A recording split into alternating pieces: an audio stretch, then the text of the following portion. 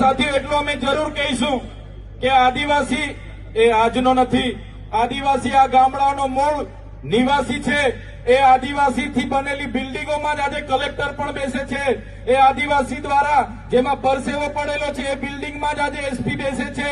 આજે જે પણ ભવનો અહીંયા બન્યા છે એ આદિવાસી એક બનાવ્યા છે. આદિવાસીઓનો જ પરસેવો છે. ત્યારે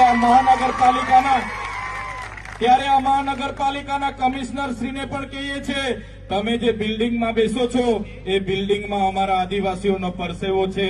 અને તમારી આદેશથી કેટલાક અધિકારીઓ ભાજપના નેતાઓના આદેશથી પોલીસને આ લોકો સામે અમારા લોકો સામે ઘર્ષણમાં ઉતારે છે. ત્યારે એવા ચેમ્બર એસી ચેમ્બરમાં બેસનારા એ ચાહે કમિશનર હોય, એ ચાહે કલેક્ટર હોય, એ ચાહે એસપી હોય, એ ચાહે પ્રાંત હોય, એ ચાહે જમીન સંપાદન અધિકારી હોય, અમારા 11 ગામોના આદિવાસીઓને સંછેડવાનું કામ કરશો તો માત્ર 11 ગામો નહીં, ત્યારે દમણ, સેલવાસા, ગુજરાત, મહારાષ્ટ્ર અને મધ્યપ્રદેશ ને રાજસ્થાનના આદિવાસીઓને પણ બોલાવવાની ફરજ પડશે તો લાખોની સંખ્યામાં અહીંયા ઉપસ્થિત થઈશું.